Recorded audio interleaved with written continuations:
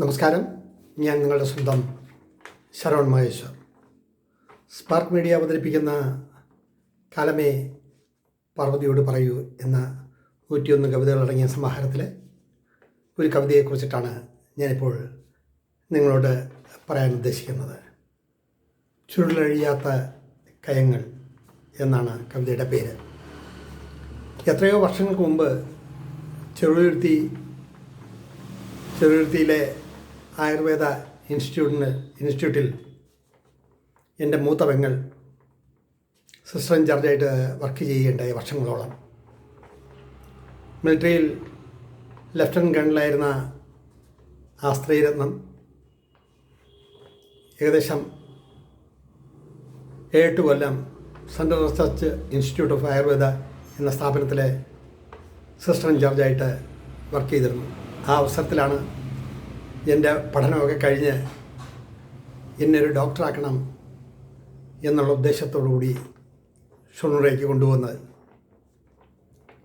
ഭാരതപ്പുഴയുടെ തീരത്തുള്ള DHMS ayurvedic medical institute ഇപ്പോൾ ഇല്ല. ചെറുതുരുത്തി പാലം തുടങ്ങുന്നതിൻ്റെ അവിടെയായിട്ടാണ് ഈ ഇൻസ്റ്റിറ്റ്യൂട്ട് ഉള്ളത്. അപ്പോൾ ഞാൻ ചെല്ലുന്ന കാലത്ത് ഭാരതപ്പുഴയെല്ലാം വറ്റി വരണ്ട് ആ മണൽപ്പരപ്പിൽ ഞാൻ വല്ലപ്പോഴും അവിടെ ചെന്നിരിക്കാറുണ്ട്. നിലാവുള്ള രാത്രിയിൽ അവിടെ അങ്ങനെ മണിക്കൂറുകളോളം ഇരുന്നിട്ടുണ്ട്. ഒരുപാട് താമസിച്ച് വന്നതിന് ചേച്ചീനെ വഴക്കുറയും അടിക്കുകയൊക്കെ ചെയ്തിട്ടുണ്ട്. മഴക്കാലത്ത് ഭാരതപ്പുഴ നിറഞ്ഞൊഴുകുകയാണ്. അപ്പോൾ നിറഞ്ഞൊഴുകുമ്പോൾ പലവട്ടം അതിലൂടെ അജ്ഞാത മൃതദേഹങ്ങൾ ഇങ്ങനെ ഒഴുകി നീങ്ങുന്നത് കണ്ട് പേടിച്ചിട്ടുണ്ട് ഞാൻ.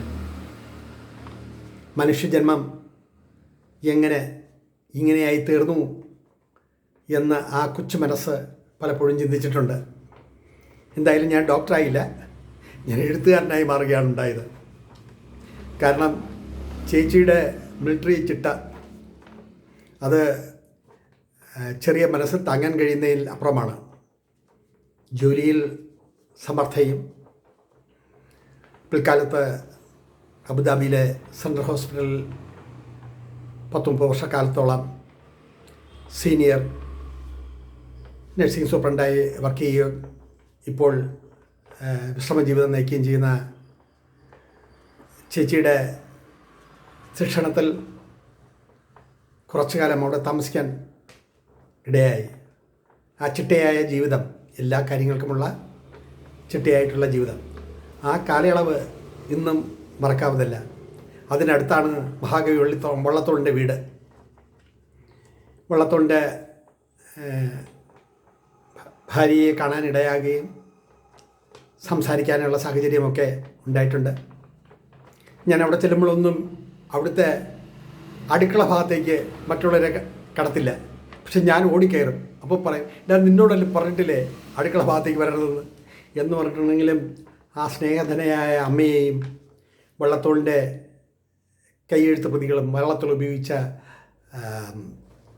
എഴുതാൻ ഉപയോഗിച്ച പേന, വള്ളത്തോളിൻ്റെ അവാർഡുകൾ, വള്ളത്തോളിൻ്റെ പുസ്തകങ്ങൾ, ഇതെല്ലാം കാണാൻ ഒരു നിത്യ സന്ദർശകനായിരുന്നു ആ കാലയളവിൽ.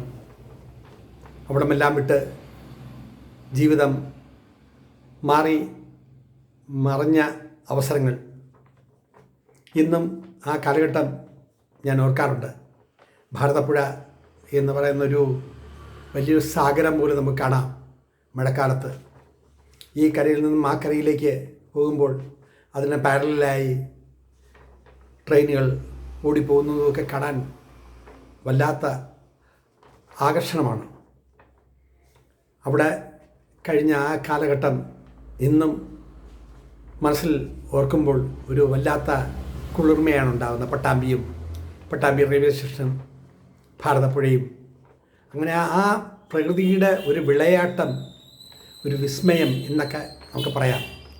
അത്രമാത്രം ചേതോഹരമാണ്. അതേപോലെ കലാമണ്ഡലവും ഒക്കെ ഒരുപാട് തവണ കലാമണ്ഡലത്തിൽ പോവുകയും കൂത്ത് കാണുകയും ചെയ്തിട്ടുണ്ട്. പക്ഷെ ആ ഒരു ഭൂതലം എത്ര വർണ്ണിച്ചാലാണ് തീരുക. പക്ഷെ ആ ഒരു കാലഘട്ടം നമ്മുടെ മനസ്സിൽ ഉണ്ടാക്കിയ ഓർമ്മകൾ ഭയങ്കരമാണ്. നല്ലതും അതോടൊപ്പം ഭീതിതമായിട്ടുള്ള കാഴ്ചകളും ഇന്നും അത് മനസ്സിൻ്റെ അഗാധതയിൽ ഓർമ്മയുടെ ചെപ്പായി കിടക്കുന്നു. അതിലെ ഏതാനും വരികൾ നിങ്ങളെ കേൾപ്പിക്കാം. ഓർക്കുക എപ്പോഴും നിലാംബരിപ്പുഴയൊഴുകുന്നു, ഓർക്കുക എപ്പോഴും നിലാംബരിപ്പുഴയൊഴുകുന്നു, നിറഭേദങ്ങളായി പലവട്ടം എന്നു തോന്നുന്നു.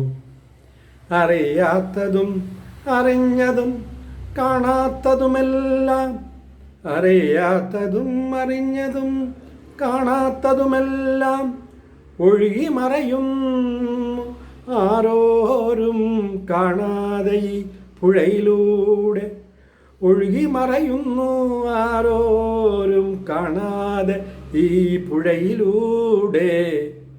എത്രയോ ജീവിതങ്ങൾ ജീവച്ഛവങ്ങളായി ഒഴുകിപ്പോയിരുന്നു, എത്രയോ ജീവിതങ്ങൾ ജീവച്ഛവങ്ങളായി ഒഴുകിപ്പോയിരുന്നു. എല്ലാം കാണുകയും പ്രതികരിക്കാൻ കഴിയാതെ നിറഞ്ഞ കണ്ണുനീർ പ്രവാഹമായി ഒഴുകുന്നു. ഓർക്കുകയെപ്പോഴും നിലാംബരിപ്പുഴയൊഴുകുന്നു, ഓർക്കുകയെപ്പോഴും നിലാംബരിപ്പുഴ ഒഴുകുന്നു. തുടർന്നുള്ള വരികളും ദൃശ്യങ്ങളും കാണുമല്ലോ. നിർത്തട്ടെ എൻ്റെ വാക്കുകൾ. നന്ദി, നമസ്കാരം.